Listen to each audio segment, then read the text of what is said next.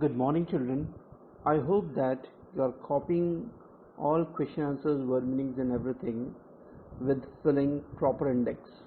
Okay, so whenever you are getting these slides, video lessons, so please maintain that record and write the dates also whenever you are getting these video lessons. So, today we will start with the second part of the second lesson, that is too many books.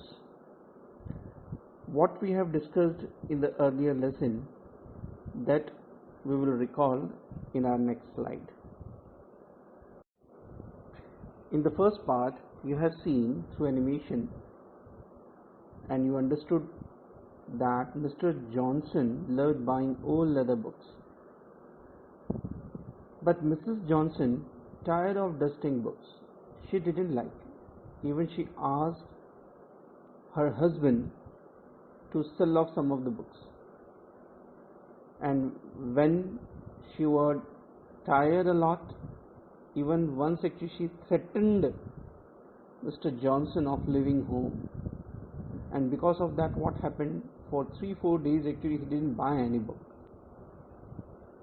Okay, but when he was out of the home, so one day actually it rained. So to save himself from this rain, so he got into one of the old bookshop, and there actually he saw a book which he bought. So he could not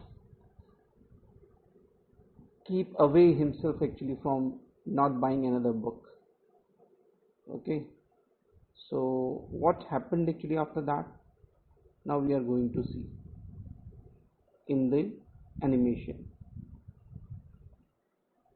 House, she was very angry. "I told you I won't have another book in the house," she said. She took the leather book from his hand and threw it out of the window. Mr. Johnson looked out into the garden and saw his beautiful book lying on the wet grass. "Dorothy!" he exclaimed and walked out of the house. He came back an hour later. His wife was waiting for him with the book in her hand.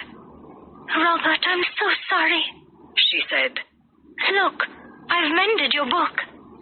Mr. Johnson went into the sitting room. He saw a letter lying on the table.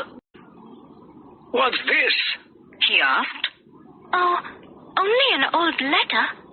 I found it in the book I mended. It's from some place I don't know. I expect someone sent it with the book when it was new.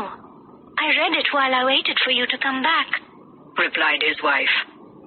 Mr. Johnson picked up the letter and sat down to read it. He read the address, British Guiana, 1864, and then stopped.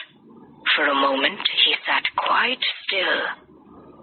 Then suddenly he jumped up. "Was the letter in an envelope?" he cried. "Yes, why?" said his wife. "Quick, where is the envelope?" he asked. "I don't know. I think I threw it in the dustbin. What's the matter?" But Mr. Johnson did not wait. He ran out of the house and into the garden to the dustbin. He began to turn over the papers and rubbish. At last he shouted, "I've got it," and ran back into the house, waving an old yellow envelope in his hand. "Whatever is the matter?" his wife asked again. The stamp, he shouted. "It's a 1-cent British Guiana, 1864. There's only one other in the world. Last year an Australian bought it for £12,000, and now we've got one."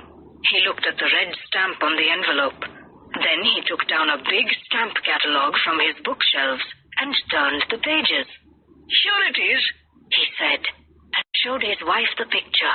"British Guiana, 1 cent, 1864, sold for £12,000. It was the same stamp. "And shall we get £12,000 for this one?" Mrs. Johnson asked. "I hope so." "Oh, Robert," said Mrs. Johnson. "All this money in an old book. I'll never be angry with you for buying books again." Mr. Johnson sold the stamp for £10,000, and with the money, They bought a much bigger house in the country. There are bookshelves on the walls of most of the rooms.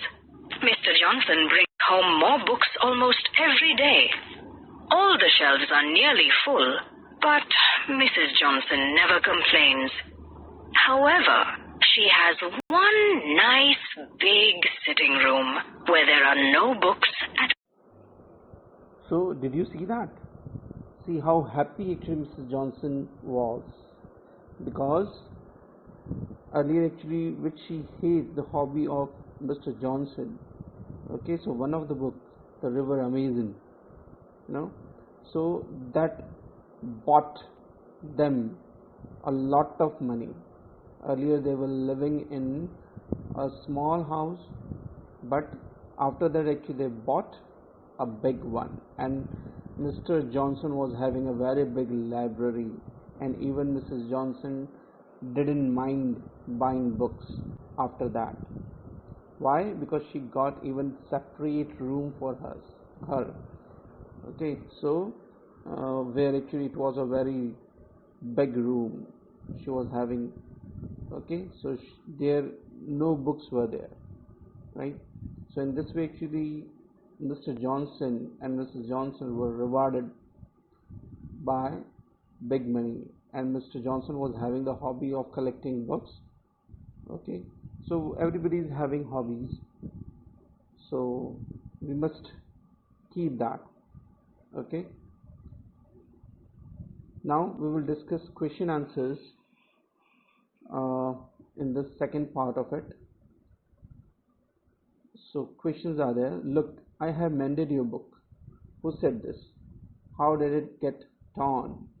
So this was the statement given by Mrs. Johnson when she was very much angry, and she threw away that book, The River Amazon, where actually that letter was.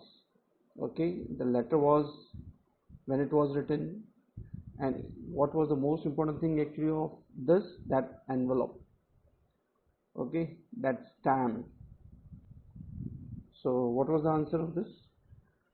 Mrs. Johnson said these words to her husband. It got torn when she threw it out of the window. Now next question. Where and when was the letter written? What was Mr. Johnson very keen on finding? Where did he find it? As I already told you, the letter was written in British Guiana in the year 1864. Mr. Johnson was keen on finding the envelope that had contained the letter. He found it in the dustbin in the garden. Last question. How much did Mr. Johnson sell the stamp for? How did the couple use the money?